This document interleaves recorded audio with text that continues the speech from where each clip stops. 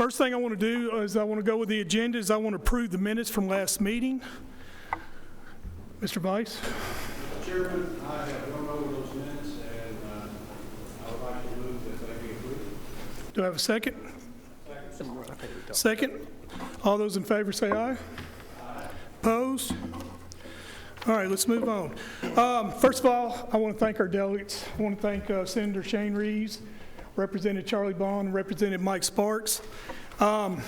We had sent this out to all our delegates, and some of them were unable to make it, so I do appreciate y'all coming, and I appreciate it. If y'all have any questions, y'all can ask us as well. All right, we want to be able to work this out, have dialogue, and go with as much as we can. I also want to try to keep it.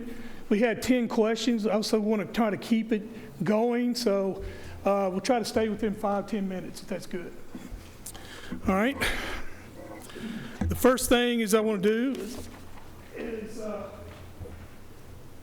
I'm going to ask the first question, and then the other commissioners will jump in as well. Gentlemen, I don't know if you're familiar with G2 Lytics, but it is a firm that you hear me?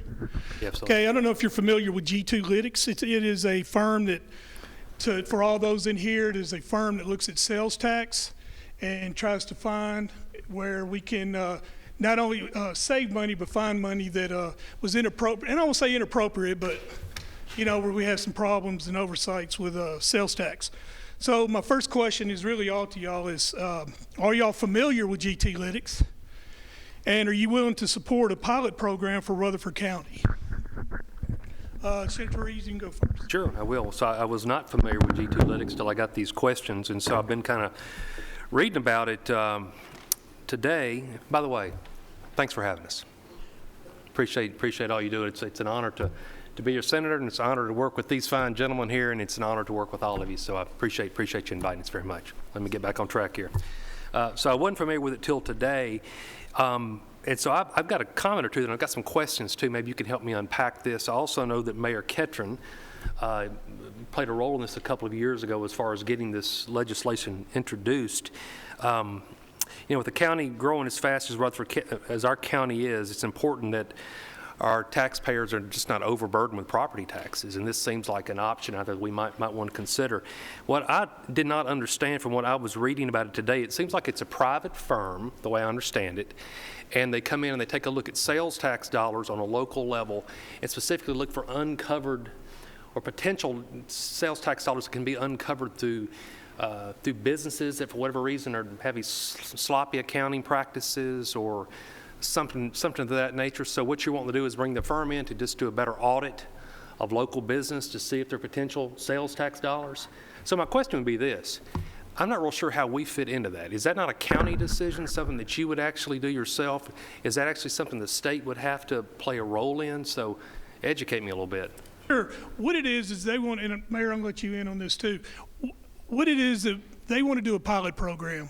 And so G2 does? Yes. Well, and what we want to do is we want you to, our delegates, to get with the governor and help us be one of the counties that they do a pilot program with. Oh, okay. So that's why we're bringing that up. Mayor, if you want to elaborate on it. Sure. Thank you, Mr. Chairman. This actually, G2 Lytics is a firm out of Brentwood, Tennessee. And probably, I think there are 5 Vanderbilt graduates that started this firm. And what they do is they have a copyrighted algorithm process where they can come in and look at different segments of businesses. Let's just say it's Chinese restaurants. And they look at what is being reported to the Department of Revenue. David Gargiano, our state commissioner of revenue, because all sales tax revenue it's on a trust basis, so everybody submits. They don't have enough revenue agents to go around and knock on every door of every small business across Tennessee. So what they'll do is look at what is being reported, and then they can also contact, let's say, Robert Orsisko, or find out what the bill of lading is on the amount of wholesale food is being purchased for that restaurant. Then they put those numbers into the computer, and through this algorithm, it determines what should be submitted. Sometimes restaurants will only, or they have a whole list, used car lots, bookstores. The list that I saw was amazing of people, and it's not, it's about paying your fair share, being across the board. It's not fair for those who are doing it correctly and remitting on a monthly basis what your sales tax are when others are not. Some businesses may only submit their credit card receipts, and anything that they do on a cash basis is not being remitted. They estimate statewide should be somewhere around $800 million. That's leakage of sales tax revenue not being brought into the Department of Revenue. That's why it's a state issue.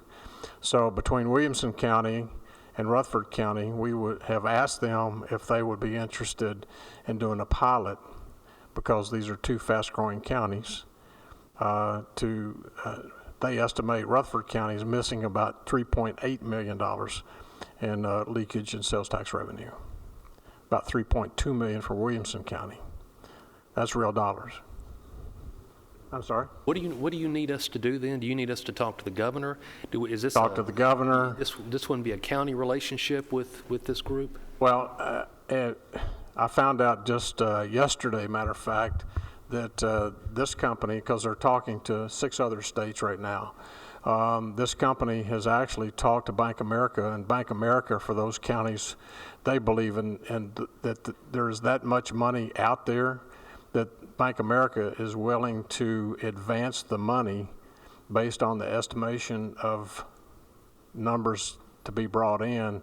Bank America would go ahead and advance that money to some of these counties that are struggling up front, knowing that they're going to get the money on the backside that comes back in. And I told Commissioner Gargiano a couple of years ago when we started working on this that this is no reflection on him and shouldn't be, that he's not collecting it. It's just nationwide. They say Florida is just, with all the small businesses, people cheating the system and not remitting their sales tax revenue back to the state. So talk to Jack, I believe your leader in the Senate, Jack Johnson from Williamson County. He's taking a tour. If you want to set it up there in Brentwood, I'm sure they'd be happy to show you their algorithm and how it works. But I believe that they just need a little urging to the governor. I'll talk to him about it. Haven't looked at it. Chairman, I'm not familiar with it. Mayor, if they're saying there's 800 million leakage right now, Right. what was responsible about hiring more officers to enforce that, to research? Well, their argument is, why do you want to do that if this system can prove doing that without having to bloat government and make government larger by bringing more people on and paying benefits and et cetera. Mm-hmm. It's a whole lot cheaper. I mean, it's a good argument. I just text my son. He just finished a coding course at Vandy just 3 or 4 months ago. Hopefully he'll get back with me. I don't understand it. It sounds like it makes good sense. But if there's 800 million in leakage out there, I'd say more enforcement for sure. My understanding, though, going back on, like the tobacco stores were a big concern for me on the synthetic drugs that were being sold. I think you remember I was trying to go after their beer license, where they couldn't sell tobacco, and I'd heard that a lot of times these markets, because I've asked, people said, well, the cigarettes are cheaper at these little stores than they are CVS, or not CVS, but Walgreens. And I'm like, how can they be cheaper? And then I'd heard that what they're doing, they're not, collecting sales tax, or they're collecting sales tax, but they're not reporting the sales tax. So that's why they'll undercut. I can take you to a restaurant in the Publix complex out on Highway 99, and every time I've been in there, and I've kept the receipts, but every time I leave, you look at the receipt and it says no tax. Mm-hmm. So they're not charging any tax. So obviously, if they're not charging it to me, they're not submitting it. Yeah. Well, more enforcement, more oversight makes sense, and Well, it's just something Hire a that couple it's going to take officers. a state, I don't know if you're going to have to put in legislation, but at least the governor, getting the backing of the governor to tell the Commissioner of Revenue that this is an issue that needs to be looked at. Have you ever been into a restaurant and you see that the drawer on the cash register is not always closed? And beside it is a small calculator. And the only thing they run through the cash drawer is credit cards because they're keeping a running total on the calculator next to it. Okay. That's their cash sales. So I'll commit to getting some details or getting some more information about the cost and the details. Yes, sir. And taking a tour of the G2. It's in Brentwood. It's in and talking Brentwood. to Leader Johnson about it and see if It's on Maryland Way. okay, in and Brentwood. see if a pilot makes sense. I mean, I need to understand a little bit more than I do tonight, but I'll definitely take a look at But it. now, as you get ready to go back you're going back next week, Right. now's the time, if you need to bring a piece of legislation that would allow that information. And I think that's been the Department of Revenue's pushback, is giving that individual information to a independent company. But I think you can talk to the former deputy governor, you can talk to members, the former commissioner of finance and the Haslam administration, and talk to them. They were all on board, but they left being in those positions before they could get this implemented. So that's what happens in government. People come and go and nothing ever really gets presented. Okay, Definitely check on it. thank you. Let's move on. Senate Majority Leader Johnson couldn't be here, so this second question was really aimed at him, but Shane, I think you can answer it. Majority Leader had a bill to reformulate BEP for large growth counties. And my question is this bill still alive, and can you explain it? I will, and let's tag team this one. You want to? I think this is the fast growing bill. I'm excited about this one. I really am excited that about House this Bill one. 239, I guess it's. I think this is the Senate Bill 198. And 197. well, whatever the bill number is. So from a high level, I hate to give a lot of details on this because the time you get something introduced, it's going to move around a lot. But in essence, and if I say something wrong on here, you can correct me with it, but in its current form, this bill authorizes local or LEAs in Tennessee with a minimum average growth of 2% in average daily membership, which we clearly are having, over the immediate preceding 5 fiscal years to elect to be a Tennessee Rapid Growth School District, which we would clearly be. This bill would enable counties like ours to receive money outside of the BEP formula from the sales tax to be used for capital projects. Used specifically for capital projects. I don't think it could go for operating of the schools, but could go specifically for capital projects. So I think that makes sense for Rutherford County, for Williamson County, for Wilson County, for Sumner County, some of those counties. And, Leader Johnson, I know he was going to be here tonight. Senator Johnson has a real interest in this as well. I think we have a pretty good chance of moving this forward this year. You've got more details than I do on this, but I'm excited about that bill for this community. The bill that Shane mentions would allow growing counties to obtain additional revenue from the state. A version of this bill was sponsored 2 years ago. The counties that would have been eligible for the money were defined more narrowly, and the result was the bill didn't pass. You've got to draw the bill broadly enough to get enough support to get enough votes for the bill to pass. We've got several different kinds of counties. We've got urban counties, we've got suburban counties, we've got rural counties. They all face their own challenges. Rutherford County is facing challenges from growth and building a new school every year because we're adding 1,000 students or more each year to our school system. But rural counties are facing problems of their own. They need to educate their students, and their tax revenues are shrinking because some of their populations are shrinking. So last year, the bill was redrafted, and it again did not pass. I was on the Finance Committee, and I watched it get placed behind the committee. We all signed on to co-sponsor the legislation. The prime sponsor then was William Lamberth on the House side. And so we'd like to try this legislation again. But we're going to try it, we're going to try to set it up so that it offers some support for counties a little more broadly in an attempt to get enough votes for it to pass. The original version of the legislation would have allowed counties to receive, would have allowed Rutherford County, the way the formula was set up, to receive up to $7 million. The pot of money was $30 million.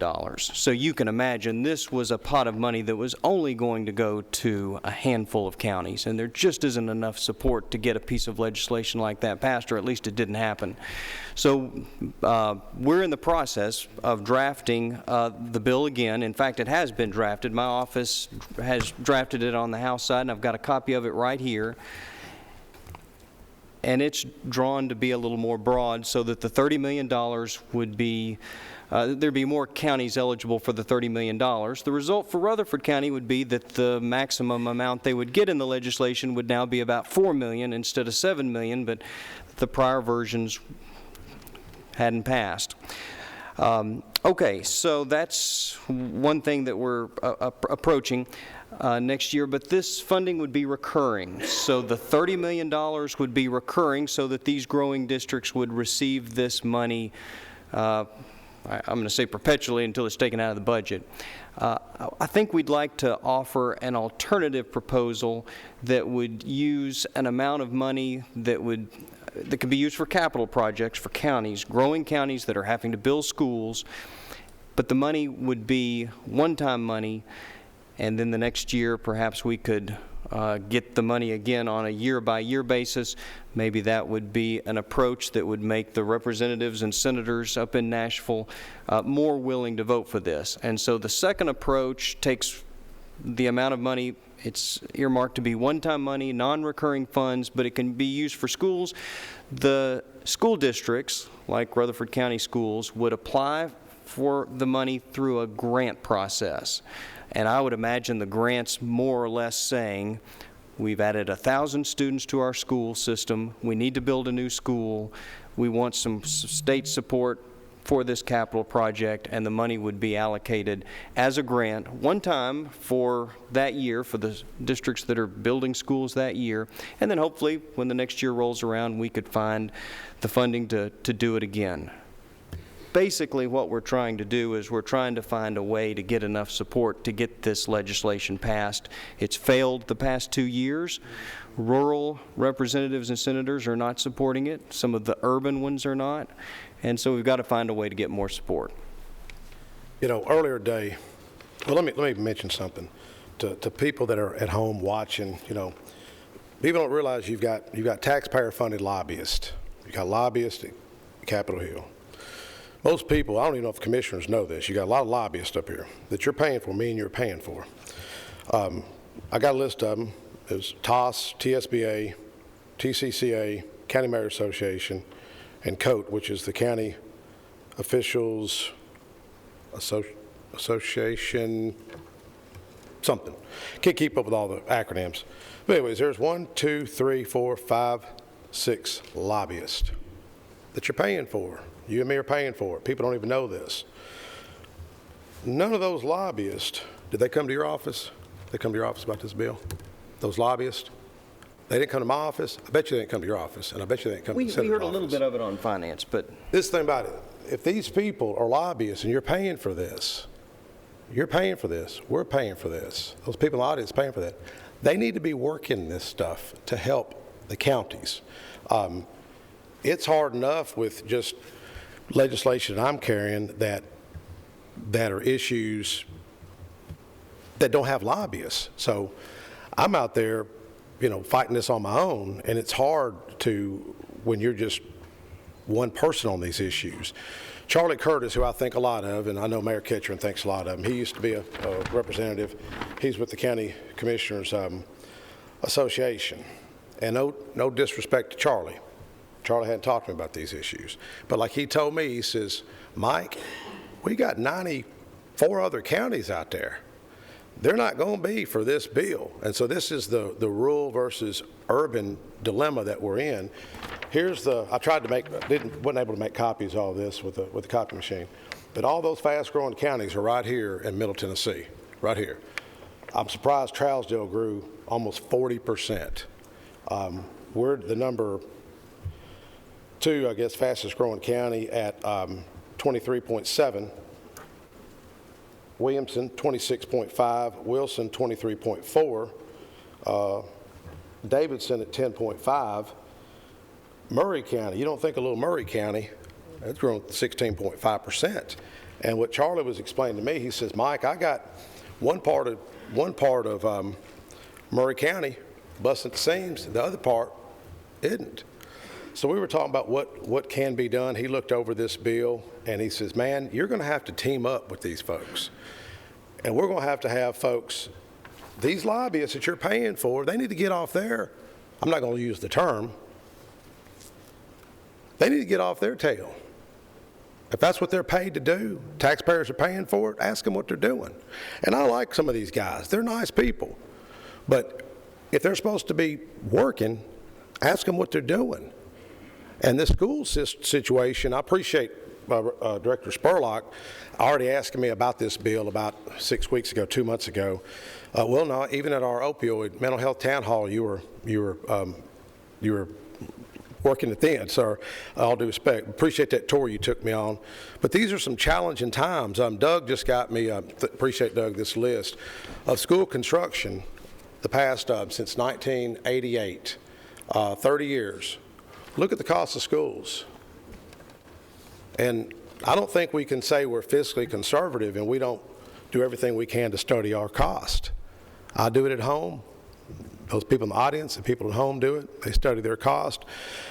We were talking about this when I was on the commission 10 years ago. Mayor, you were probably talking about this when you were on the commission how many years ago? 30? I mean, with all due respect. But nobody wants to touch education. Nobody wants to talk about alternatives education because it's political. And I got an idea that could save you a few $1 million. But if I bring it up, it'll be the front page of the paper tomorrow, and they'll be hounding me about it. I'm just going to give you a hint. I'm going to let one of y'all have the idea. I'm just going to hint to you. What if we could stop all this overcrowding in schools? What if we could give people a little bit of choice? Let them homeschool if they want to homeschool. Let's support them. Give them the tools in the toolbox to support them. Thank you. And I see it. Well, Craig, let me, Chairman, this is a broken system. It's broken. And I get tired of talking about it for the past 17 years until we start changing our focus. Jails and schools are the drivers. Get a hold of school construction.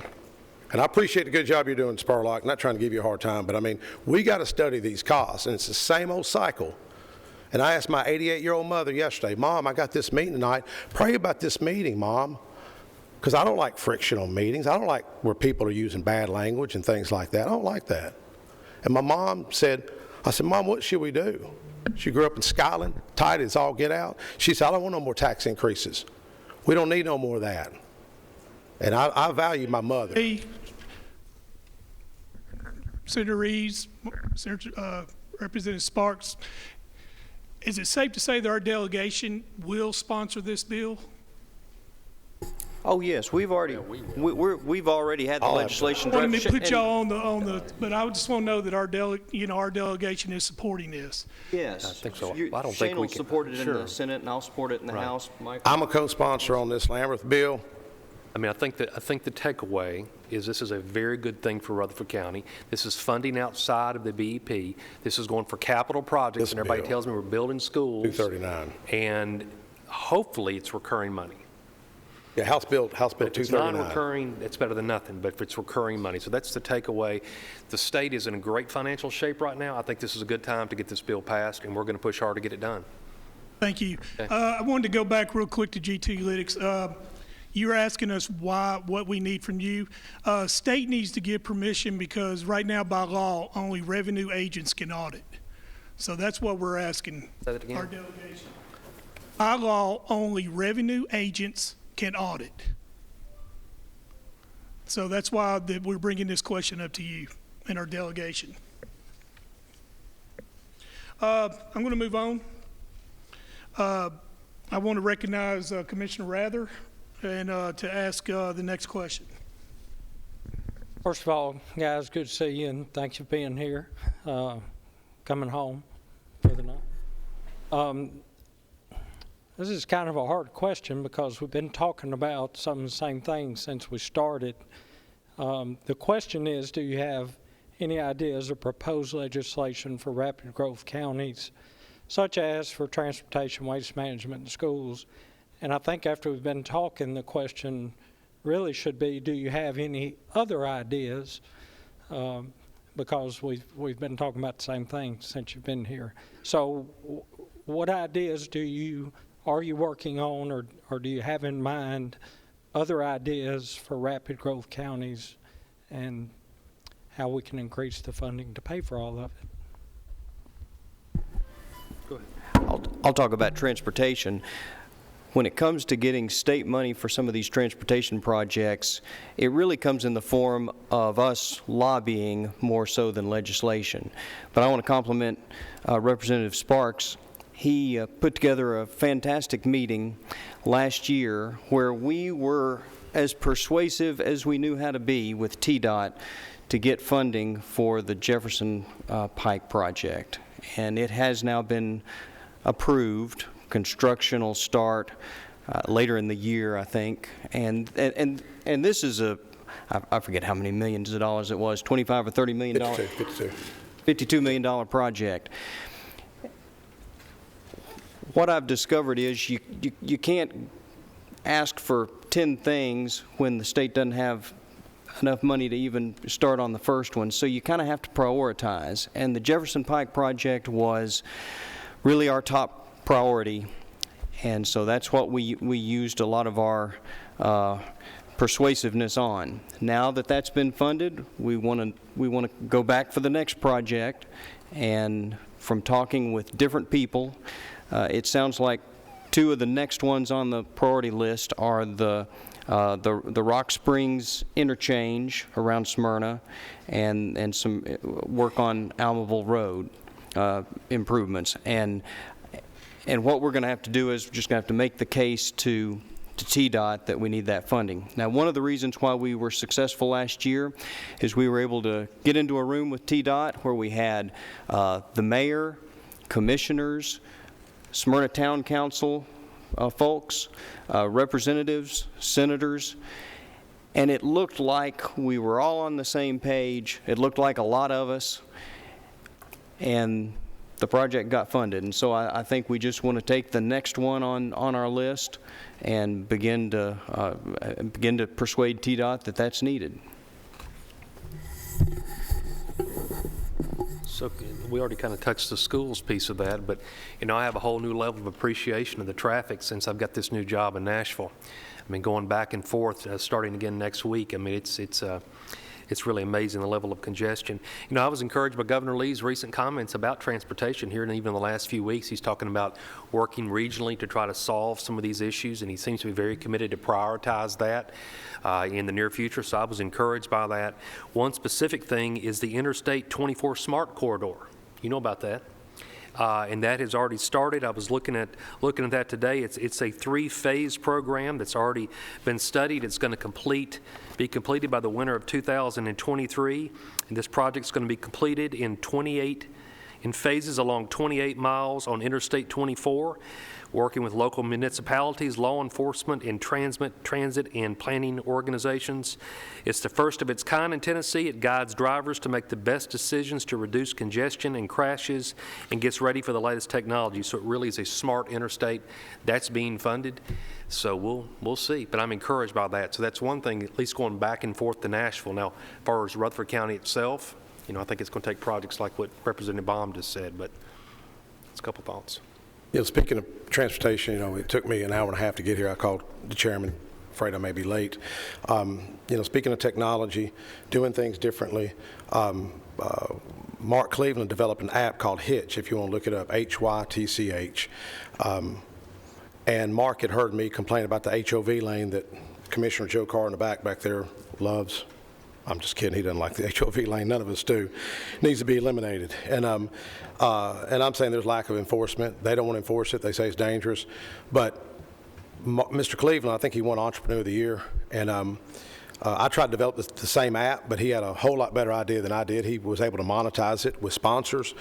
If you want to check it out, my former assistant, I think she made like $45 driving to Nashville. She got paid to drive to Nashville. She carpooled. That's the kind of outside the box thinking that I'm talking about.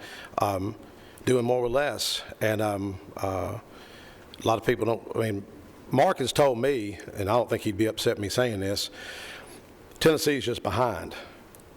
Tennessee's behind. And other states sometimes do a little bit better transportation. I mean, I love this state, but we're a little bit behind. You know, the gas tax was passed recently. There's some extra money there. I know right now, Rutherford County, and someone correct me if I'm wrong, Mayor, I know for Smyrna we've got more road projects underway than the history of the state right now. So many barrels, I mean, there's barrels all over the place in Smyrna. I love barrels. And I want to see those barrels out Jefferson Pike. Because when I was on the commission talking about Jefferson Pike with Commissioner Phillips and McAdoo, and let me find some other old guys that was up here, P. and Johnson, we were talking about Jefferson Pike back then. What was that, 17, 16 years ago? And it's taken that long, but it took 26 years, Mayor, to get 840. In fact, the first guys to ride on 840 were you and me. Remember, I rode with you. We were the first ones to ride on 840 when it was legal, okay? And but these road projects take a long time to get funded.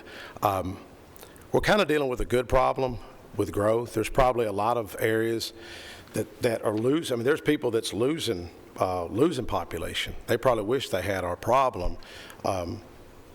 But on revenue, I've got a bill. The mayor may not like it. He doesn't know about it. It would stop his pay raise. And no disrespect to the mayor. I like the mayor. He's always treated me good. We always get along good. We don't always agree. But this is the irony, okay? And I don't know if it's the word irony or oxymoron maybe is more appropriate. When I was on that commission, sat right there where you're at, McAdoo. Is that right? I think it was right there, yeah. Sat right there. I used to see these big pay raises get handed out, and I'd say, we shouldn't do this. And they blame it on the state of Tennessee. It's an unfunded mandate. Everybody talks about mandates. It's an unfunded mandate. The state figured it up. Get these top officials, and it's not his fault. They went back and manipulated behind the scenes to bypass you, to bypass the democratic process to where it's a mandate. That bill that I found was $26 million worth of savings. And you know who fought me? Let me see, where's my paper? Those 6 lobbyists, folks. 6 lobbyists fought me, all paid for by you. But it ain't really their fault. It's their job. They're doing their job. That's what they're hired guns. You just happen to pay for those guns, and they're fighting it. I'm gonna run it again. It'll probably be all right, Mayor. The way I'm gonna word it, it's probably gonna be okay. I'm gonna run the bill. It'll probably save $3 million. You know who's gonna fight me? These taxpayer-funded lobbyists. And you know what's sad? The media won't even tell you this. You won't even hear about it in the media. You know, if it's not drama, the media's not gonna cover it because it don't sell newspapers. But that's 2.5, 2.6 million going back on your question. Mr. Chairman, is it possible for a question to come out of someone besides the committee? If it's not, I'll shut up. But I just wanted to do a follow-up if that's possible. I'll recognize you, Jeff. I want to recognize Commissioner Allen, too, on a follow-up. So gentlemen, can we kind of start keeping it around 3 to 5 minutes? I want to get all these questions because these commissioners worked hard on this. I recognize you, Commissioner Phillips. Thank you, Mr. Chairman. I appreciate the ones of our delegation that are here. I especially appreciate your willingness to listen to some things. Charlie, you've been a member of this body, and you know the challenges that are facing Rutherford County as we go forward. Is it possible for us to think completely out of the box? We keep talking about finances, and Rutherford County is strapped. I've heard from time to time that there are excess funds in Tennessee Lottery or in some rainy day funds or things like that. And we keep talking about funding education and funding building. Is it possible for the state to finance building construction for schools for Rutherford County and let Rutherford County pay the state back for those at a lower interest rate so we wouldn't have to go to the taxpayers so often. Is it possible for something like that to happen? And I think we asked that question last year, and I can't remember, several of you guys thought it might be a decent idea, and I just wondered if that's possible. I keep hearing of excess funds that we may have in the lottery, and the lottery's supposedly for higher education, but I also know that it's possible to spend that on some other educational purposes, and I'm just wondering, instead of us going out to the market and spending millions of dollars in interest, could the state help us finance our Chairman, growth? And then, I'm glad you brought that up. and if we could pay back at a low interest rate or even a no interest rate, and it would help these high growth counties in response to the first couple of questions that we had. Is that possible? Chairman, I talked to former Chairman of Education, Harry Brooks, who I have a lot of respect for. I'd encourage you to, he would probably take your phone call if you wanted to call him sometime. He's retired now. He served on the school board years ago, and he brought that idea up. And I said, look, what can we do to help our counties? I reached out to the comptroller's office. I wasn't able to catch them for an opinion. I don't know if that affected our bond rating or not. I thought it was a good idea. But Chairman Phillips, that goes back to those 6 lobbyists. I mean, you got to get these, because we're so busy up there. It's just, you're running just, you're wide open. And the Mayor Association, I called Mike Harrison, left him a message. Mike Harrison's got to get behind this. Just tell him, say, Mike Sparks, you're making the big bucks now. What are you doing for those big bucks? Get off your tail. Work for it. You know, but I like that idea, and Commissioner Brooks, or Chairman Brooks, had brought that up. So I think that could offer you some relief. But that's what I'm talking about, different ideas, not just another tax increase, just different ideas. What can we do to alleviate the student overcrowding? Because that's where it's all at, is it's education. But thank you, Chairman Phillips. Let me make a comment real quick. Appreciate that. You know, I represent 5 counties, Rutherford, Bedford, Marshall, Moore, and Lincoln counties, and Rutherford clearly has very, very unique challenges that we don't see anywhere else, almost across the entire state. So, you know, you're asking, can the state finance school debt? And is there excess money in the lottery funds? And I don't know. And I can certainly look into it. I think, you know, we just have to be careful about precedents that we set. You know, because there's 33 senators down there. So if I go to them about funding school construction in Rutherford County, well, they're going to want that in other counties as well. So, but as far as asking the question, absolutely. But I do think that idea we talked about earlier, which is extra money for fast-growing school districts, I think that's got some faster legs. And I think we need to push on that one first, and let's not get distracted and try to go down multiple lanes all at once. I think that one's got the best chance right now of happening, but I don't know. Have you heard of the state financing school loans? I don't know what the legalities of that would be. I can certainly see how, since the state has about $1.1 billion in a rainy day fund, that could be used for the financing. But I don't know on the legalities of whether that would be possible or not.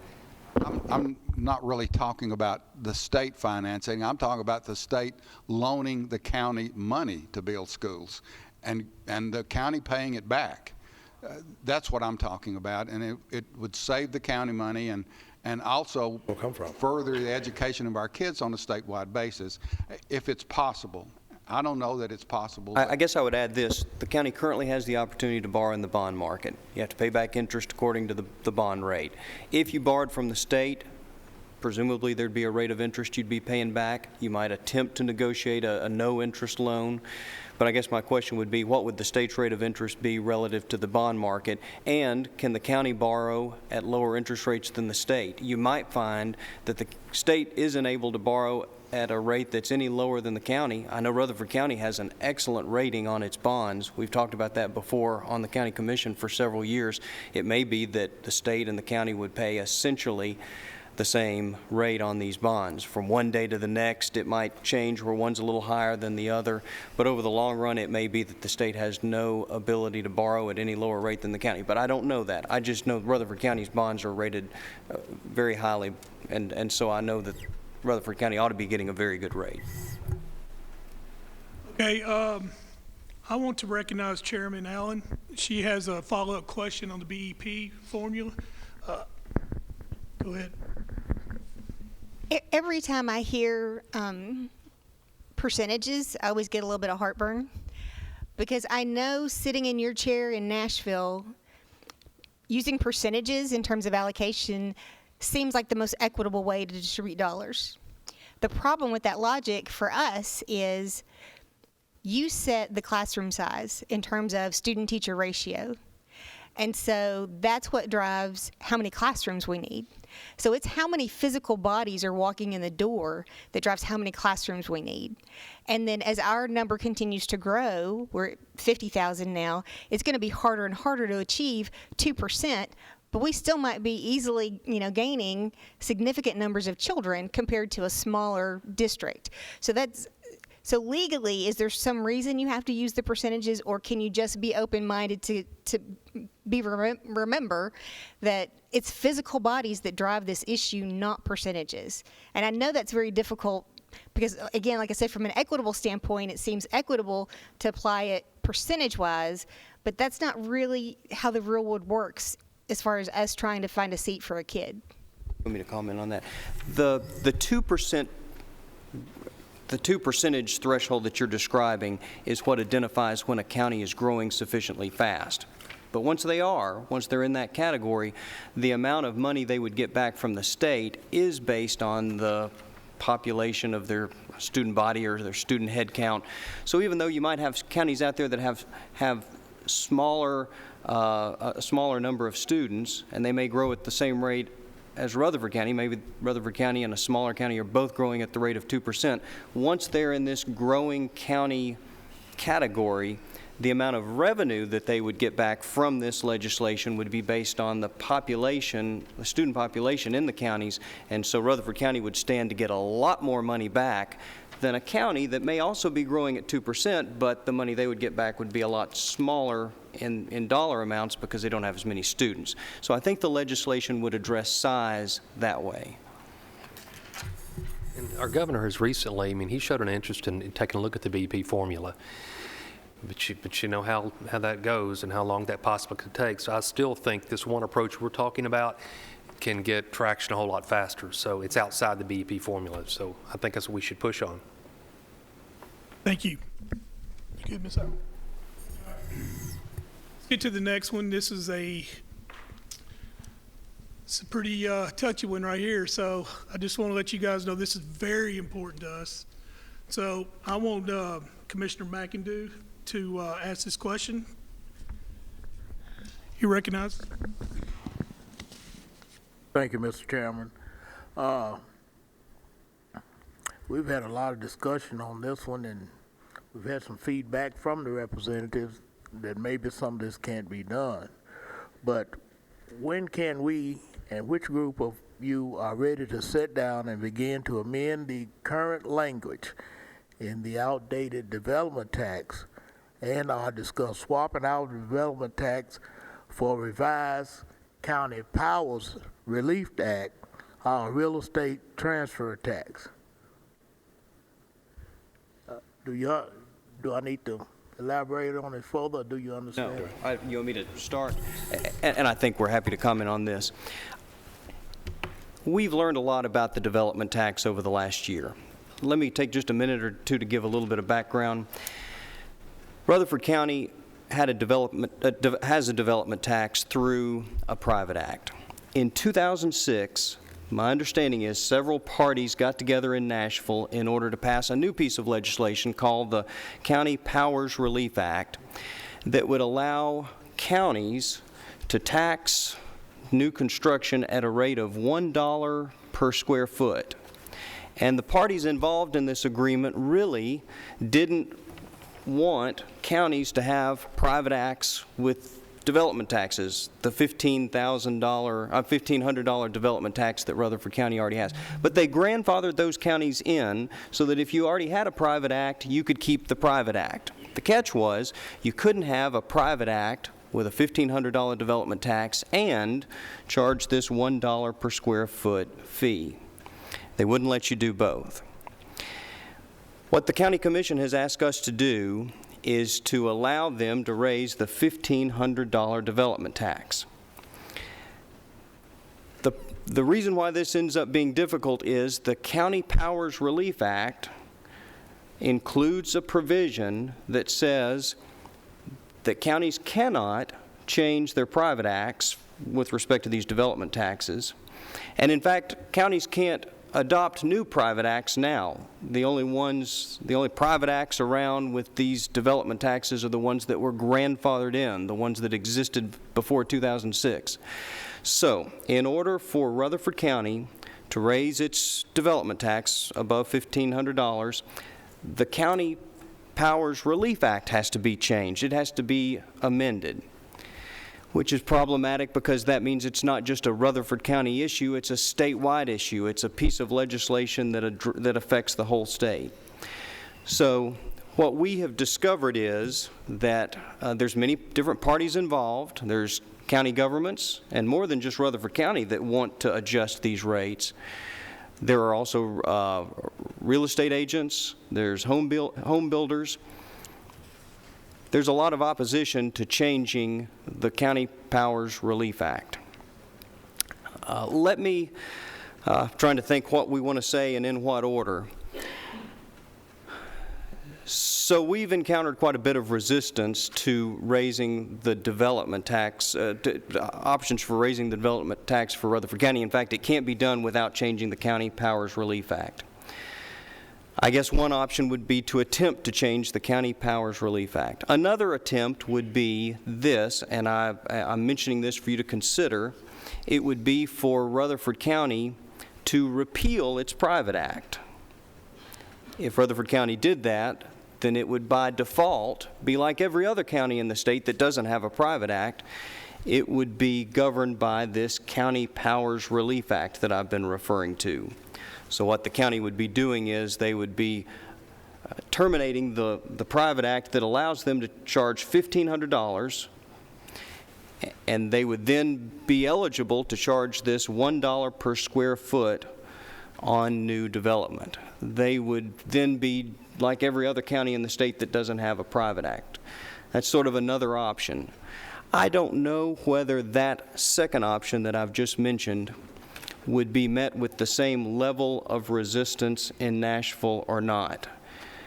It's possible that it might not be met with that level of resistance because, after all, Rutherford County would then just be moving to the same system of taxation that really many other counties in the state are under. But what you'd have to consider is what would be the difference in revenue. I'll give you just a back-of-the-envelope calculation. Currently, the county is charging, as I've said 2 or 3 times, $1,500 development tax per new development.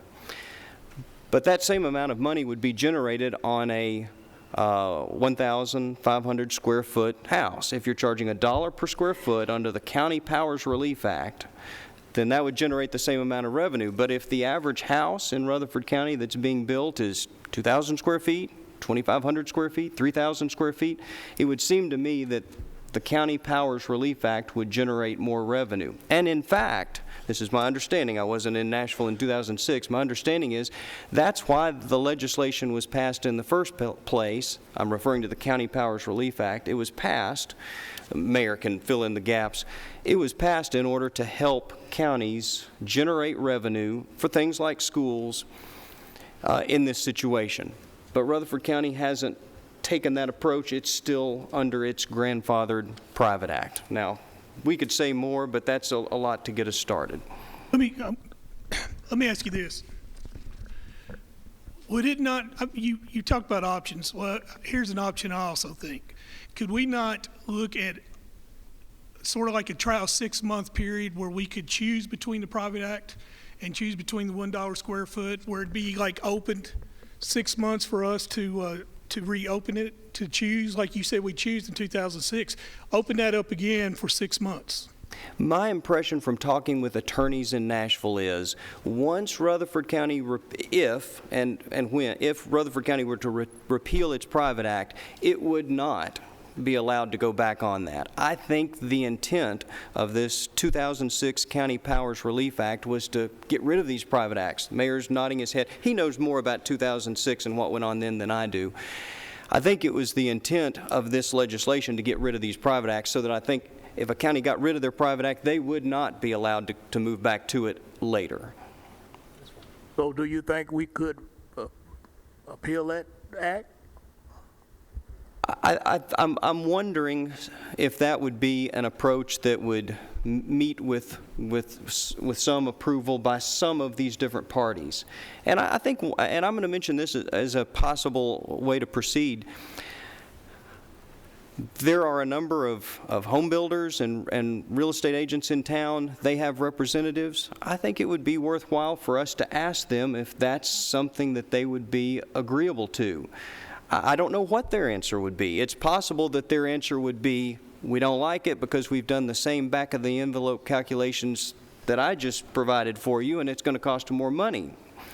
Another approach is that they might be for it because their intent back in 2006 was to get rid of these private acts in the first place, so in a sense, Rutherford County would be doing what they really wanted the county to do back then. Chairman, if I could, we talked to council today on that he was in my office, and I had Charlie on the phone.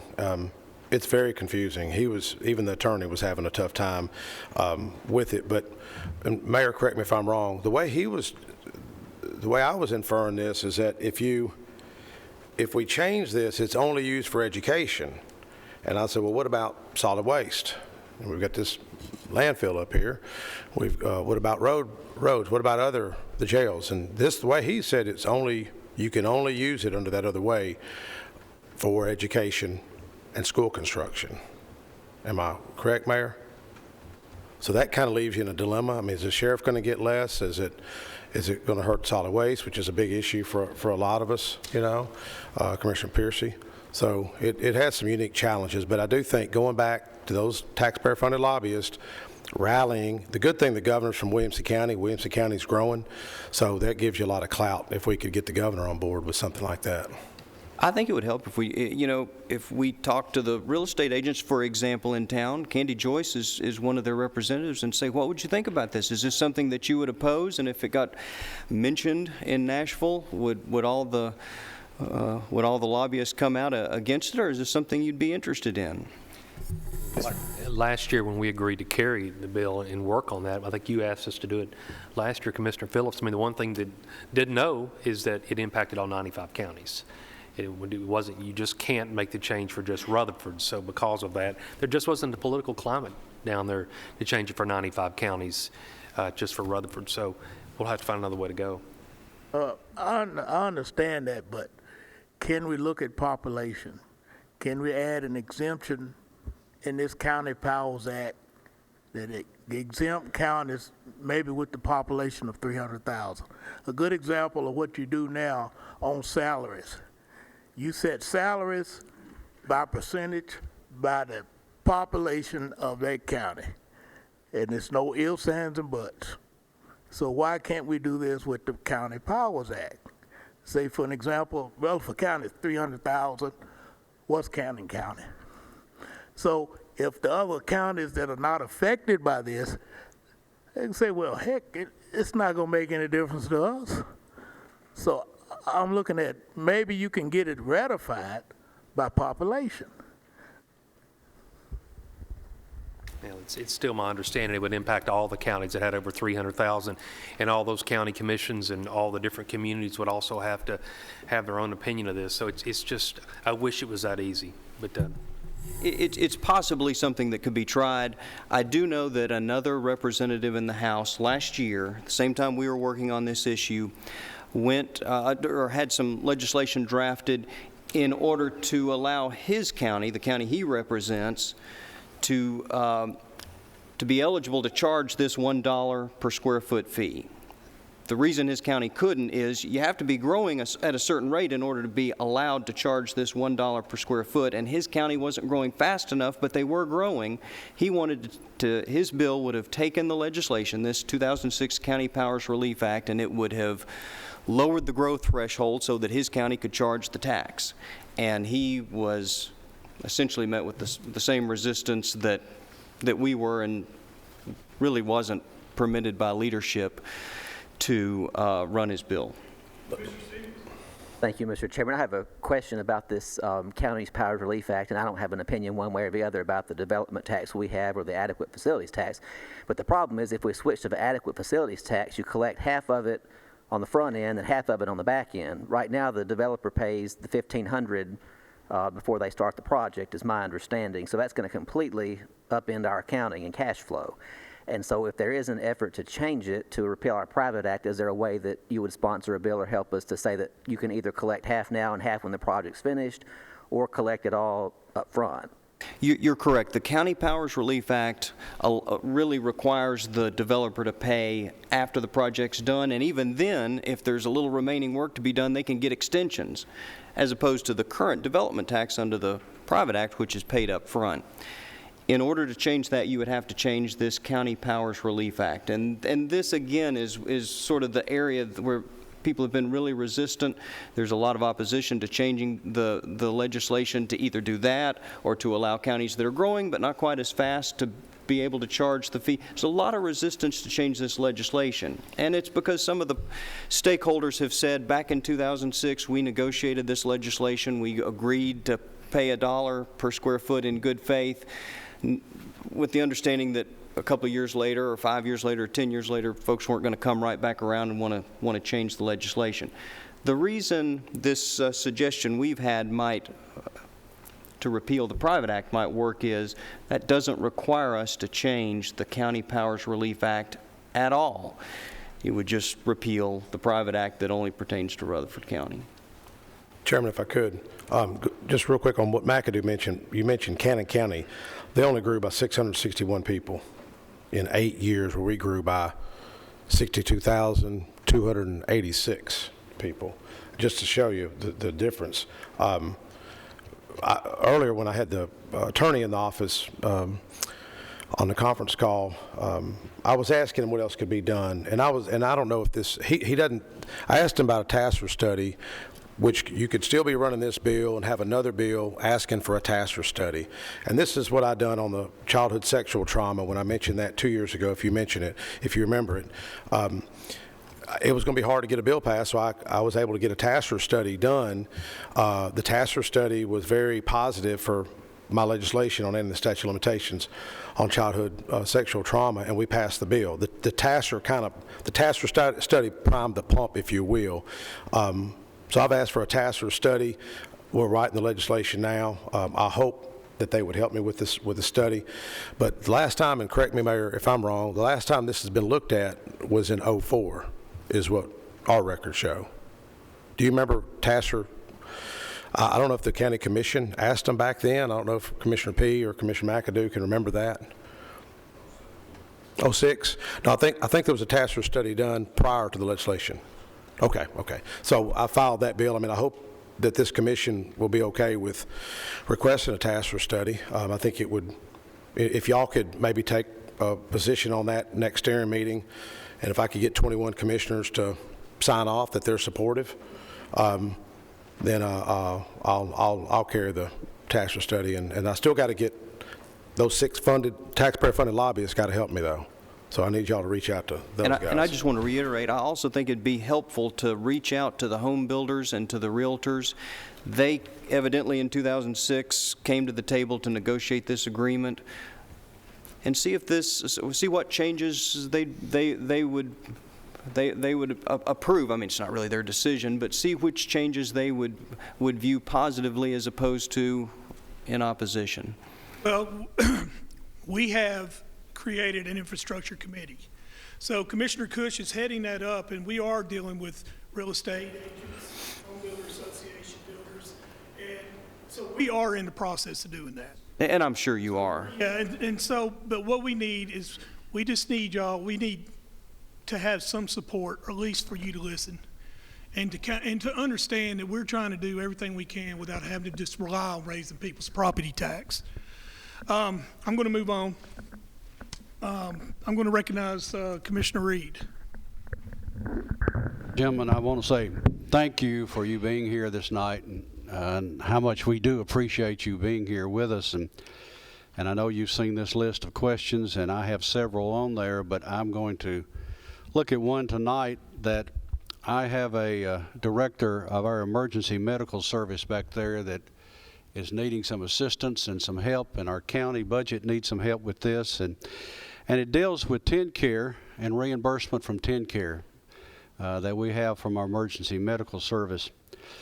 Being a 911 service, that they will make the call regardless. They will go and help the individuals in trouble, and they have to deal with those costs. They have to deal with those payments. They have to deal with those collection, and each year we have a tremendous write-off so often on those right there and that cost.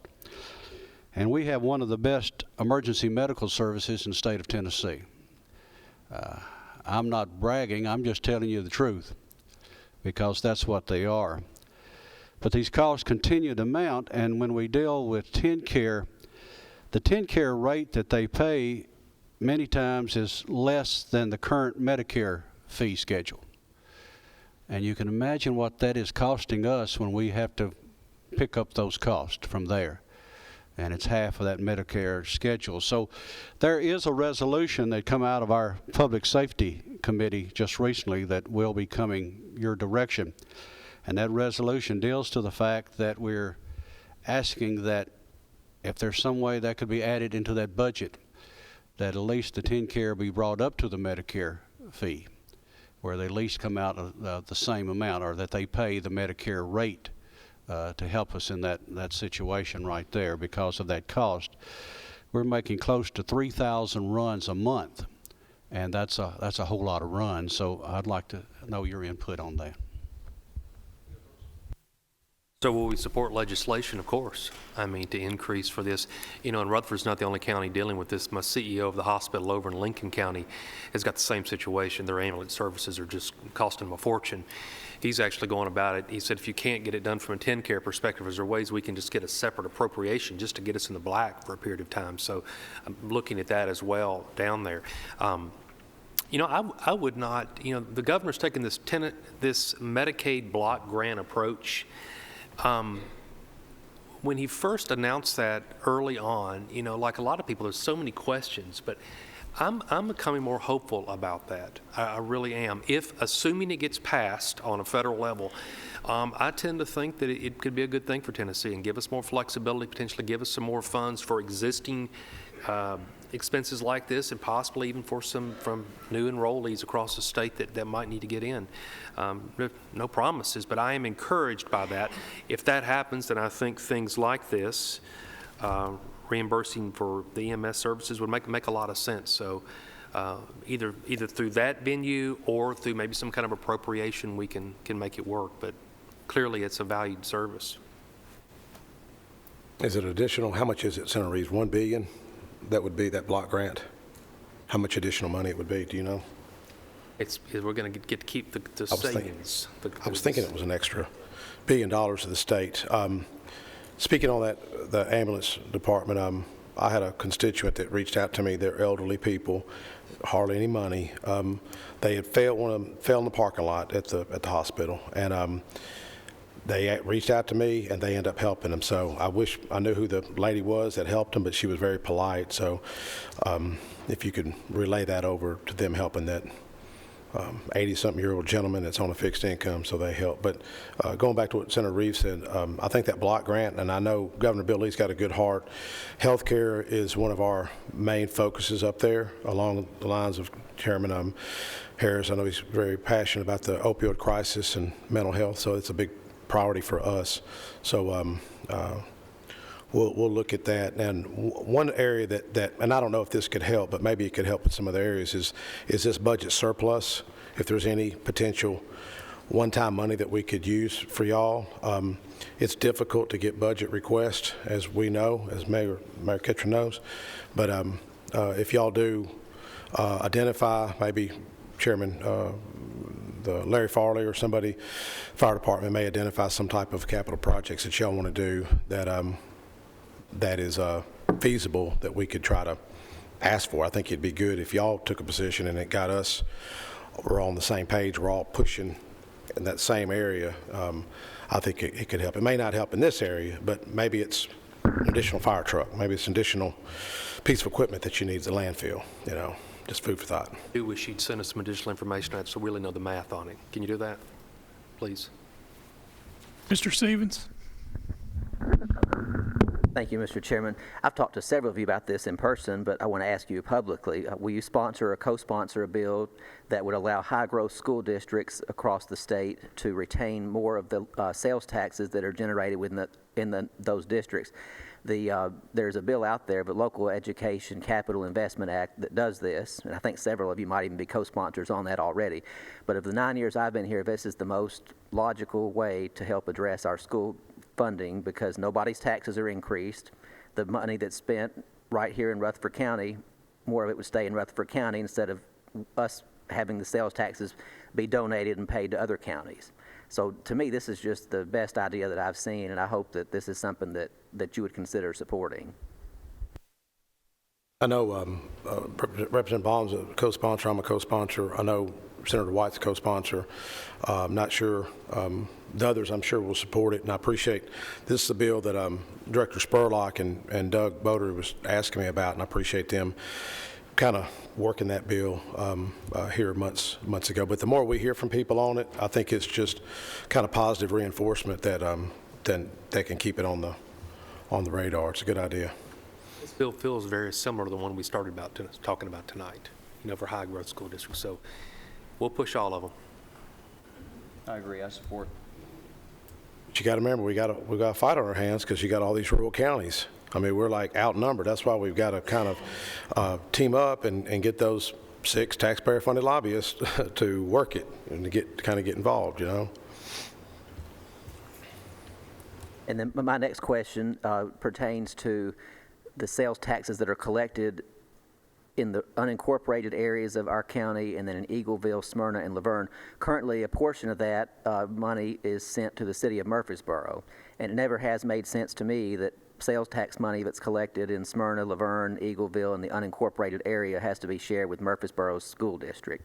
And so what I'm asking you is to consider sponsoring a bill that would allow the sales taxes that are generated in the areas outside of the special school be used for the school system in the area where they're generated, instead of, again, us being a donor and sending money somewhere else.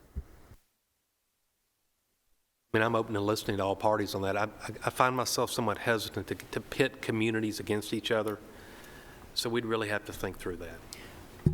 I'm going to sort of echo that. Your reasoning is logical, but it would have an impact on Murfreesboro, and they face financial pressures the same way everybody else does. I don't know that taking money from Murfreesboro and giving it to Rutherford County is the kind of thing that's a overall net positive for the community. It would help Rutherford County, I understand that. Maybe if the city of Murfreesboro stopped building schools, then they wouldn't need as much money. But we're looking, I think, more for ways to increase the size of the pie rather than to change the line between Rutherford County and Murfreesboro. Your ideas got merit. I was looking, I don't know if Dr. Bill Ford's back there. I don't know if he's still here. I've always had a lot of respect for him. I bet Murfreesboro will sell you the school district for $1. I see Councilman Smotherman back there. But while we have 2 school systems, I mean, there's a question to ask right there. Why we have 2 school systems? And I know that district, it's a great school system. There's no doubt. I think you'd have some economies of scale with unifying the school district. I think that's another outside-the-box approach. I know it may be political, but we've got to learn to streamline and be as efficient as we can, because, I mean, you're asking for money. I'm asking for money for issues that I've got in Smyrna and Laverne, North Murfreesboro. There's just so much limited pot of money up there. The opioid crisis, I think, is the number one issue. How do we solve it? How do we continue to build bigger prisons? $1 billion budget right there. But I like your idea. I think it does have some merit. But unifying them school systems maybe could save some money. All right, gentlemen, we got 2 more questions. This one's something that I ran on, something that take the politics completely out of it. It is something that I'm very passionate about. And I'm going to talk about 3 people that I'm proud of. And one is Director Bill Spurlock, Dana Garrett with the Health Department, County Mayor Bill Ketron. And the reason I want to brag on this, we all got together and we wanted to take a proactive approach to the opioid epidemic and develop a program to be introduced into our curriculum. All right, I want to be very proud to say, with these gentlemen's help, that will happen, and it's going to happen in 2020. So I want to recognize them while I had this opportunity. Rutherford County has taken a proactive approach to bring awareness of drug and opioid abuse by creating an education program for our curriculum. What ways can the state help Rutherford County in its fight to deal with the opioid epidemic? There you go. Go ahead. I could talk about this one for a while, but I won't. Appreciate your leadership on this important issue. And Tennessee still is at the bottom of the nation as far as our opiate problem. We really are. Even though I do feel like we're making progress. I mean, in 2018, we passed Tennessee Together.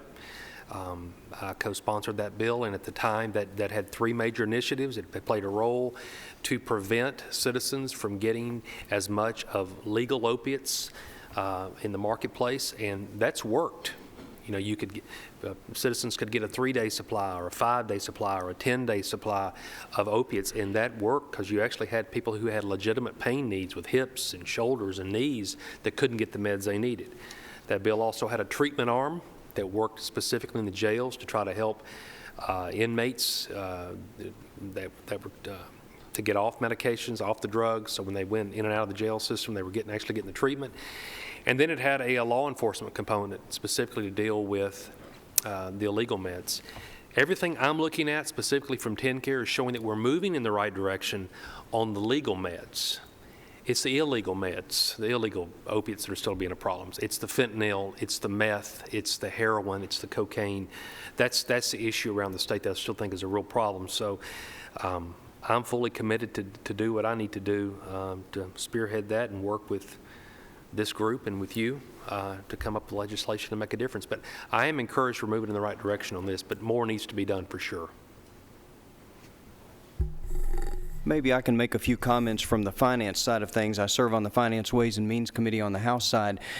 Unfortunately, we see a lot of good bills and that we're not able to approve for financial reasons. But there have been some resources devoted to this problem that we did see in finance that were approved, and I thought I'd mention some of them.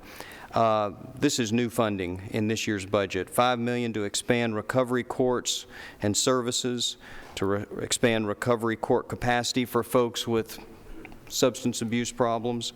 $3 million we approved funding for to increase a Creating Homes initiative. This is to help people with substance abuse problems with their find housing or to obtain housing. $1 million recurring to expand criminal justice liaisons. This is to help folks with substance abuse problems who are in court and need someone to help them find their way around court. And then this is related, $5 million in recurring expenses to provide a mental health care safety net, to provide services to folks with mental illnesses that will include some of the population that's also on dependency. Well, how much time we have? Because this is, and I want people at home to listen to this. We're going to talk about this issue for 5 minutes, aren't we? 5 minutes we're going to talk about this issue. Let me tell you why I'm passionate about this. I got a call the other day, and I put a little thing on Facebook. I use that Marvin Gaye song, Alan McAdoo, you may know that song. What is it? Mother, Mother, Crying, you know. And it made me think about the drug problem. An hour later, I got a call from my mother, crying. My wife got the phone call. I didn't. Her son passed away. My wife got that call. The funeral tomorrow. My wife's mad at me because I'm not taking her to the funeral. I've got to go to Consolidated Utility. I'm going to take her to the funeral, drop her off, and go to Consolidated and meet with them. But when you get those phone calls like I have, I don't know, who in this room has ever had a phone call about a death like that? You rather, McAdoo? It's hard. But that pain is a good motivator. I remember my son's best friend got killed in a car wreck, and my wife told me to call the mother. She didn't know he was killed. He had died. And luckily my son was at home in bed sleeping, and I seen her, and she turned gray. I don't know if you ever seen anybody turn gray before. She turned gray, the color, in the Stonecrest ER.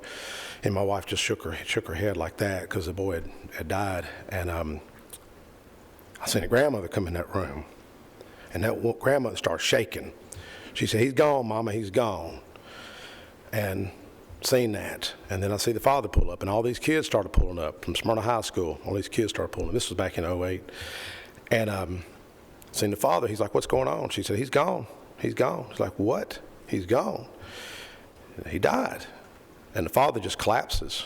And I didn't know the father. And I'm over there kind of patting him on the back. And, what do you say to a guy that's lost his son? You don't say it's going to be okay, because it's not okay. It's his only son lost his son.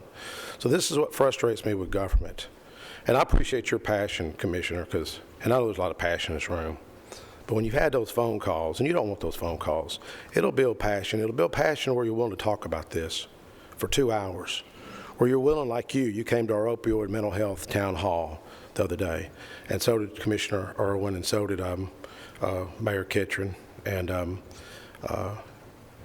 there's a lot of good discussion. We had 100 people there, and in fact, we're going to do another one in May. I'm trying to get Governor Bill Lee to come out there. I talked to his office today, and I'm hoping New Vision will host us, and I want you to be part of that panel and others.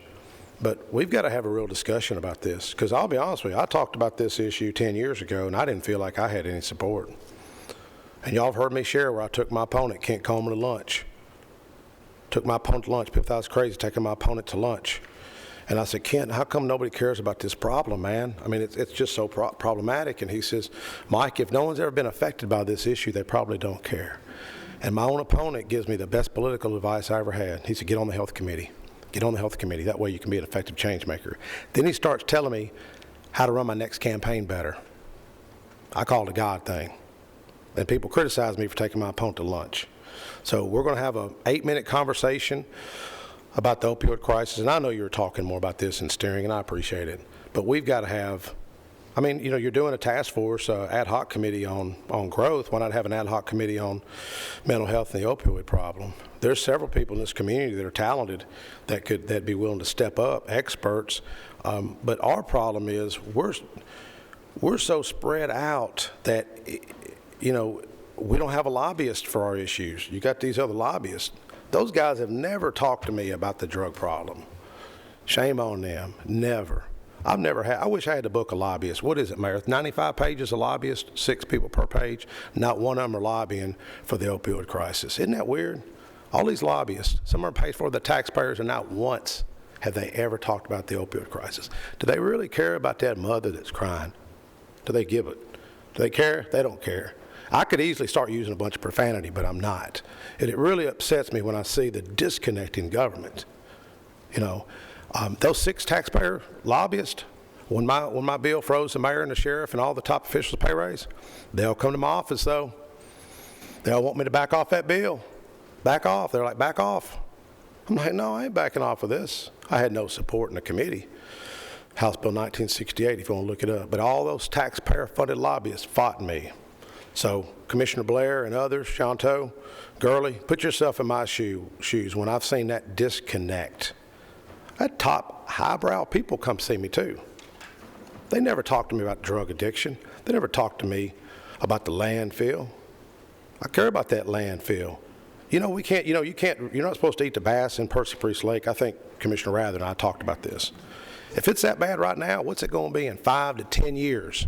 Now, if I talk too much and somebody don't like me talking a little too much, then tough, because you need to be talking about these issues, because I'm going to retire in this community. Wayne Blair, you're going to retire in this community, aren't you, Wayne?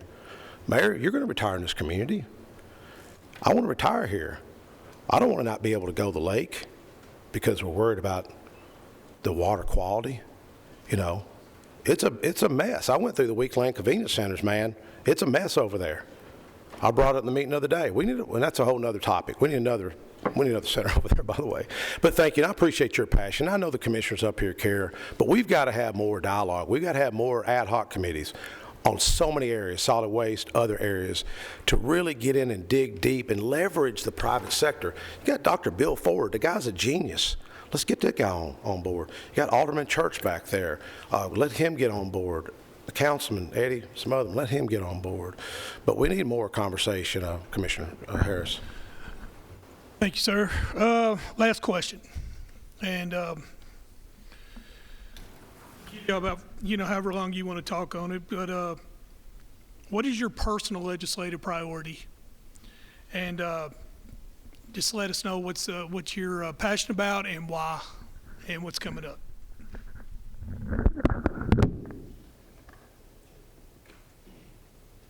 Is this the last comments tonight? Okay, thanks again for having us. Mr. Chairman, I would like to make a comment. You're recognized. Well, basically, it's a question I'd like for them to answer. Is that okay? Absolutely. One of the committees I'm on this year is Public Works, and of course we're looking at our waste stream. And one of the things that I noticed is we're spending a little over $11 million each year, or we did last year, on electricity. And that's for our schools, our jails, this courthouse, other buildings. And that just comes to mind. That's a continuing cost, and it's going to increase. One of the options that we're looking at is waste to energy. And basically, we could generate electricity by turning the waste stream into energy, similar to what they do in Huntsville and different places. At any rate, technology's changed a lot, but this is only an option we're looking at. But here's the question that I've got, and something that I would need a commitment and some help from y'all, and also, our federal representatives, Senator Alexander, Representative DeJarlais, but we would have to have help from TVA. Basically, if we're generating electricity from some location in our county, then I've heard that the laws have changed so that we can transmit the power that we're generating over the local cooperatives lines, but we're at the mercy of what TVA wants to offer us for payment. And what I foresee happening, we're supposed to meet with those guys either the 15th or the 27th or 22nd of this month. So we'll get some of our answers there, but I may be giving you guys a call and saying, hey, I need you to lean on these TVA people to help us. We're trying to think outside of the box. We're trying to generate money. We know we've got to fix, the main thing with waste that I see is, you can stockpile cardboard, you can recycle plastics and all this and aluminum.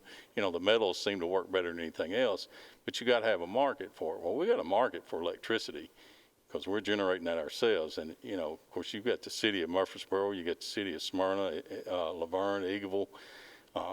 So there's plenty of places we could use electricity, but may definitely need your help when we get down to brass tacks if we decide to go to a waste to energy type program where we're generating electricity.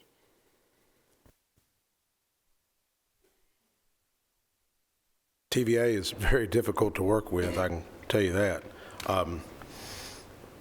I get frustrated with TVA. I've been told there's nothing you can do about TVA. We got a new president. I think President Trump, he can do something.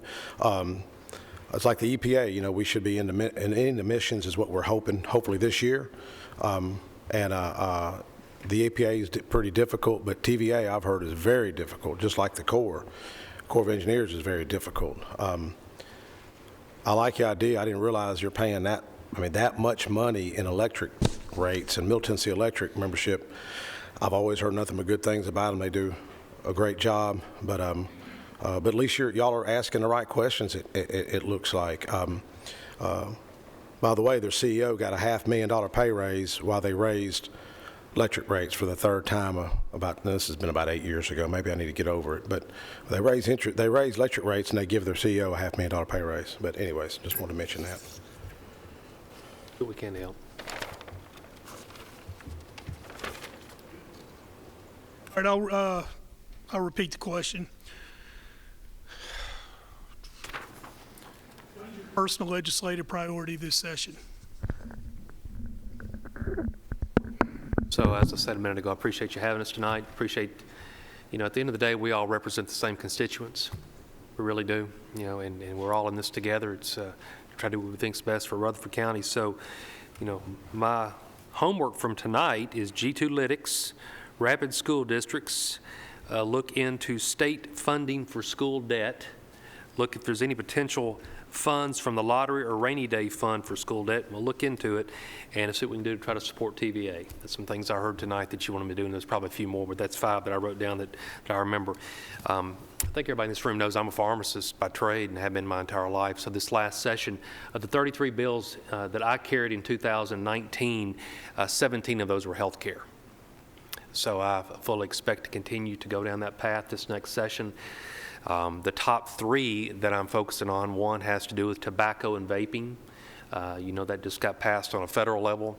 President Trump's going to take that to 21, so that's going to come down to Governor Lee's office, and so I'll be probably carrying that bill on behalf of Leader Johnson and trying to play some role in shaping what the vaping and tobacco, what that looks like in Tennessee. So that's something I'm working on. Secondly, the CON process in Tennessee. Since last March or April, I've been on a committee meeting all summer just talking about the overall certificate of need process.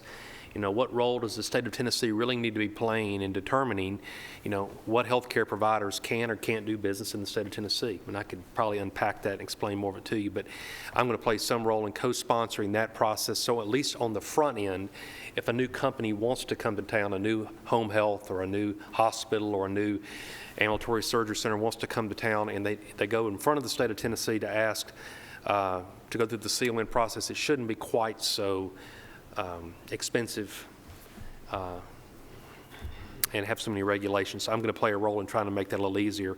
And the third thing I'm a little excited about is I'm working on a third-party claims payer database. I'm just a big believer in Tennessee. We need to find a way to get more transparency in healthcare. They're doing this currently in New Hampshire. So if you live in that state, you can go online and you can look and you can see pretty much what anything is costing the entire state, what the different expenses are. And I don't think that fixes everything in our state, but I think it's a great step in the right direction to try to create transparency, to try to build interoperability between healthcare providers so they can communicate. So I'm working on getting that done this next time. So all third-party payers in the state will put all of their data into one location, so you can kind of get a sense of what it costs to have a knee surgery in Knoxville or Memphis or Jackson, or to have a baby in Chattanooga or Clarksville. You kind of get a sense of those prices. And transparency naturally brings prices down. So that's 3 things I'm working on. There's more, but that's 3 pretty big lifts. Thanks again for letting us be here. Thank you for having us. It's good to be back in this building. We've talked a little bit about education and some about transportation, so I'd like to make a few comments about the economy and healthcare. First, the economy. I think our goal is really to use our resources to help as many people as we can. Use our resources as effectively and as efficiently as possible. Lots of good legislation comes in front of our committee, including some bills that we'll all be co-sponsoring to help growing school districts. We want to do as much as we can to help folks in a responsible way. And I do have a little bit of good news. The U.S. News and World Report likes to rank things, and one of the things you're probably familiar with is they rank colleges. They also rank states on several different dimensions, and one of the dimensions is financial stability, financial responsibility. And Tennessee was recently ranked number 1 in the nation out of all 50 states in financial stability based on its budget. We were actually up from number 5 last year, so we're moving up. And even though we need more money for growing schools, we also need to be responsible with how we budget, because it impacts things that do affect this commission. You may remember several years ago when this commission was debating whether to no longer have our county employees under the traditional TCRS plan. We voted, I think I remember, by an 11 to 10 margin to keep our employees under the plan, and one of the selling points was we can stay on the plan because it's essentially fully funded. And it is. It was then and it is now, as opposed to Illinois and Kentucky and other states that are only funding their plan at about 50%. So it's important for us to not only try and do as much good as we can with our resources, but at the same time be financially responsible so that we can meet our obligations like that one. And that was a tangible benefit that really helped county employees to have that continued use of that plan. Okay, so that's a little bit about economics. Let me make one comment on health care. This is an initiative that Senator Reeves and I are working on. I know when I went door to door, I heard a lot from folks about health care, concerns about access, cost.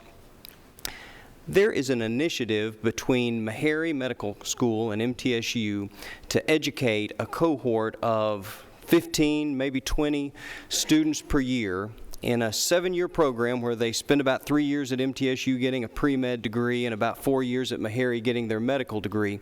The state sponsors them financially with scholarships, and in return, these students agree to not only spend their residency, but their practice in rural communities, to help some of these rural communities with limited access to health care. Yes, and I think that this is a program that is going to offer benefits to health care because it increases access. I think it's going to offer benefits to education and the students, and I think it's going to offer benefits to rural communities. And so one of our priorities is to increase access to health care, and this is just one of several different approaches, some of which you just heard, in order to achieve those goals. Thank you. Ask the question again, Commissioner Harris. What's our priority? What is your personal legislative priority this session? I mean, that is so difficult to kind of answer. I remember Senator Bob Corker had told me years ago, when I first seen him down here at the GOP headquarters, he says, Mike, get good at 3 issues. Get good at 3 issues. Okay, that sounds good, but then what if I don't know about the landfill? What if I don't know about BEP funding? What if I don't know about infrastructure needs? So no disrespect to the senator, but it's hard to just be an expert at 3 issues. And the mayor has been, and you've got a wealth of knowledge with the mayor up here. I mean, I often say I disagree with the most out of our delegation throughout the years, but he's always treated me good. If I call him, he answers the phone, and I respect that. But you know, when I see the climate that we're in, when I see the times that we're in, they're challenging. And I appreciate you being willing to serve and step up and serve your community. A lot of people may not want to do that. Sometimes you get criticized for decisions. Sometimes you get, you know, it's just today, especially today with social media and all that. One area that frustrates me is maybe the lack of media coverage. I don't know if a reporter's still here. I get a little upset. But I run a bill this year, and this is what's strange about the media. I run a bill that cut taxes off monthly newspapers. The media doesn't even report it. You know why? They ain't been paying taxes on papers. But the monthlies have. And this goes back to my point about lobbying. The little Pulse newspaper, it's news. Bracken Mayo does a good job. It's a monthly paper. He'd been paying taxes for years on his printing, on all that printing, been paying taxes. Happened to see him one day. I called a God moment. Happened to see him. And he says, he tells me the story, and I said, well, I'll look into this. So we passed the bill, cut taxes off newspapers, off monthly newspapers. The media wouldn't even cover it. That's the oxymoron here. But this is what's strange. The monthlies and the weeklies don't pay taxes. You know why? They got big lobbyists. Big lobbyists. Bracken didn't have a lobbyist. He had a state representative, though. And he let me know, and my other fellow delegation, they were supportive of it. But I'm proud of that little bill, because this is the thing about it. When newspapers are laying off, who's going to cover that landfill that's got 8 years left? Who's going to cover the Asian carp problem? And most people aren't paying attention to that. It's coming this way. Give it another 5 years, it's going to be this way. Who's covering the opioid crisis if we keep laying off newspapers? I mean, I don't even know if they're here right now. Are they here? You know, if anybody's here. You know, are they even, seriously, are they even a newspaper reporter here to cover this? One's here covering it? You know, I remember Dan Whittle getting laid off years ago, and I was at Dan's funeral. Dan and I we would disagree, but we were friends. But we need the Scott Brodens and the Jason Reynolds and Dan Epprights of the world to cover these issues, because they're serious issues. The drug problem. But I can tell you, if I had a priority this year, it's probably health care. It's probably health care. I'd have never said that 5 years ago. But I got an 88-year-old mother I'm taking care of. I got a sister in a nursing home that's lost everything. Lost everything. They're going to take everything my sister's got. Everything. Auctioned off her condo. They're going to come get her car. Took all the money out of her account. She fell and had a brain trauma. She had a brain tumor years ago. Well, she bought an insurance policy. I won't say the name of the insurance company. But you know, the only time the insurance company called me, when I kept calling, my sister's out of it. She's on life support. They said, your sister will never get any better, so we're not going to cover your sister. And I prayed over my sister. I said, Lord, if you're not going to heal my sister, then take her. And she opened her eyes and started talking. You can say it's improbable. I call it a miracle. But I'm remember that insurance company. I'm on the insurance committee, by the way. They'll probably try to take me off here next year. They'll get me off the committee. But that pain that I see my sister lose everything,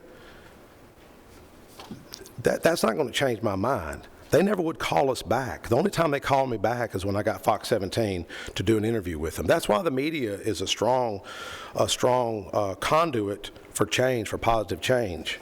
I'm going to go after that insurance company. I'm going to go after them. They never would call us back. Other families. But here's my bill that's extremely controversial. It's going to save $100 million. Blue Cross Blue Shield is suing.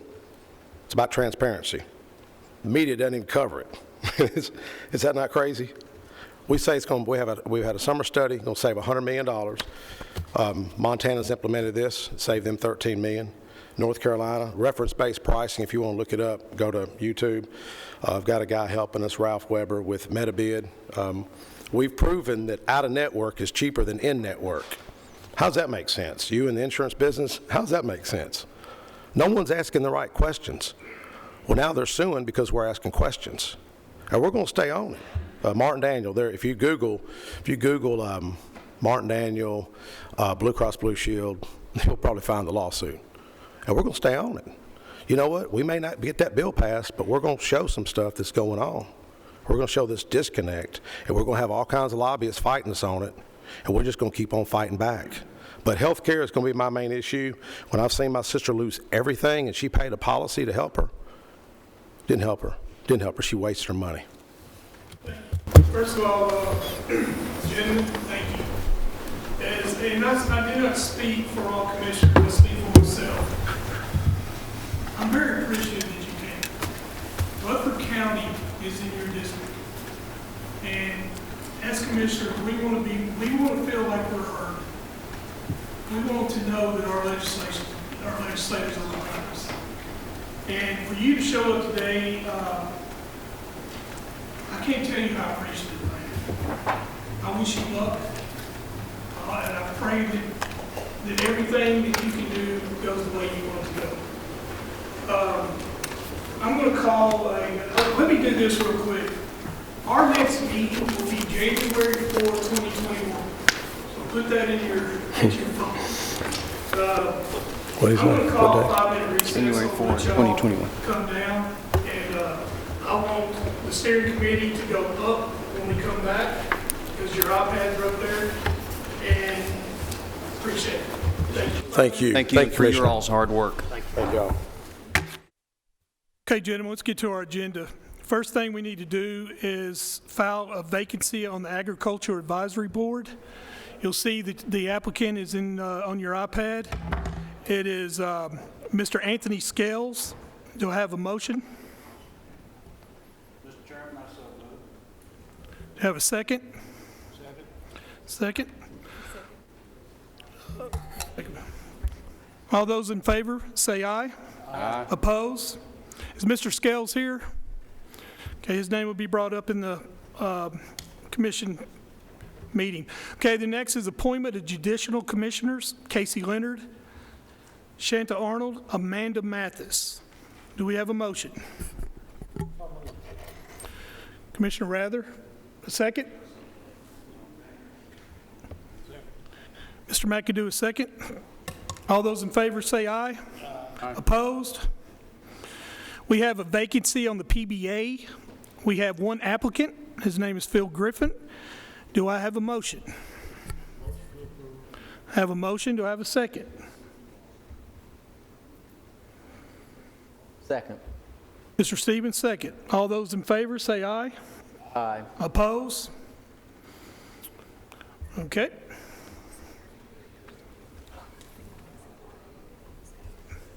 Mr. Griffin, would you like to say anything?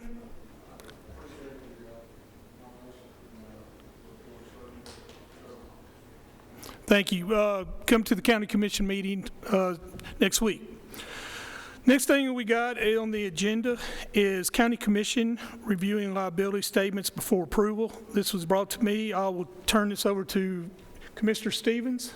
Thank you, Mr. Chairman. I'm still gathering some information about this, but it came up at Budget Committee under the risk management report. I had asked some questions about how much we had spent on settlements and possibly judgments over the last few years. I'm still working on trying to get some of that information, but the premise of it was, should the commission be involved in approving lawsuits over a certain amount of money? I think that'll help us keep better control and accountability of our tax dollars, to know where they're going and so forth like this.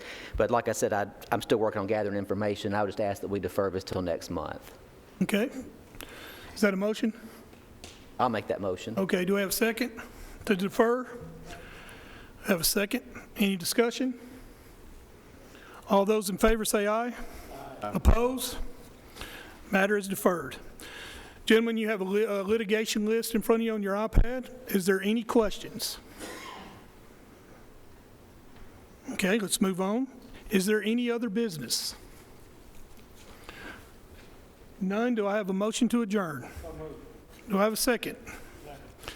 We are adjourned.